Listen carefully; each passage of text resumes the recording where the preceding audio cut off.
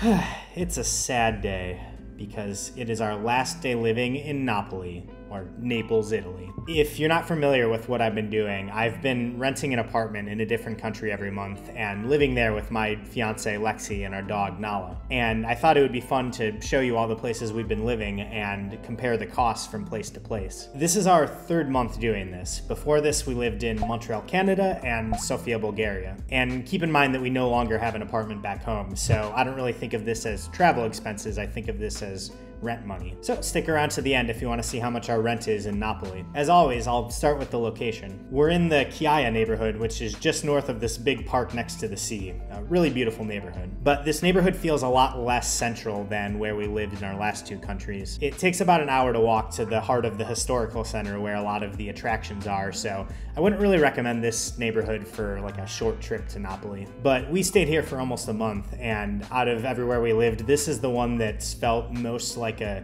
true local neighborhood, which is kind of what we were going for. So I really enjoyed spending the month here. Plus we're about a 5-minute walk from the metro and some bus lines, so we just got these monthly transit passes and it hasn't been too hard to get around. Now let's check out the apartment. All right, starting with the stairs. So just like last month, we got 4 flights of stairs to walk up. And at this point I'm starting to appreciate the forced workout every day. Good leg workout, although it still kind of sucks after a long day of adventuring when I'm really tired and just want to be in the apartment. Even after 2 months of this, I still get a little winded each time I go up the stairs. All right, entering the apartment. As you can see, this is definitely the nicest apartment we've lived in during this journey. Also the one that feels least like someone's actual home. This one clearly exists just to be rented out for short-term rentals, so kind of a trade-off there, but it is pretty nice. We have the kitchen here, by far the best kitchen we've had. We have so much counter space, probably like 6 times the amount of counter space we've had anywhere else. We got a fridge here. It's usually pretty full, but it's emptied out a little bit since we're leaving tomorrow. Stove, oven, our first dishwasher of this entire journey. Although at this point I've honestly gotten so used to washing things by hand that I've mostly done that, although you can see I still have some work to do. Moving into the bathroom, got a bidet in here. Toilet, got some falling tiles here. I think this apartment does need some work. This tile was there when we moved in and then it fell off a few days ago. Got a washer in the bathroom, no dryer, but got a washer in the bathroom. Our place in Milan also had a washing machine in the bathroom, so maybe that's an Italian thing or maybe a general European thing. Got a shower. Got a skylight in here, so this bathroom never gets dark when it's bright outside. Oh, and at one point the toilet just kept running and wouldn't stop, so we had to have the host call a plumber one day. That was fun. So we basically had to shut the water off for a day. I got this little couch, futon sort of thing here.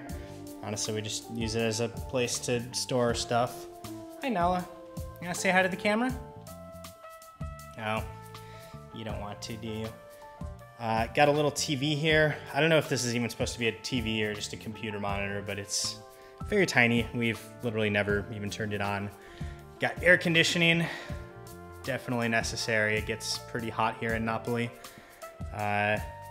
Here's one of the best parts. We got this little balcony. Too small to actually sit out here, but you can see it's similar to all the balconies across the street. We have this very lovely view of the street, our neighborhood. The neighborhood's called Chiaia. I'll show you the other direction as well. Not too much you can see that way, but love looking out at all the people on the street, all the little flowers on the other balconies. Can hang in some of our laundry here. So this provides a decent amount of sunlight to the space.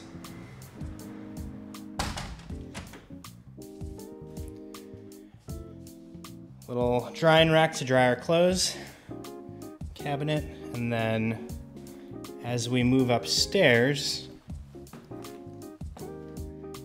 you can see we have the bed up here. There's the main area. The bed area is up here, so not quite a separate bedroom. Going up to the bedroom here, or bed space here. This is my least favorite part of this apartment because I am about 5'11", and this ceiling is 5'3", or 160 centimeters. So I cannot stand up straight.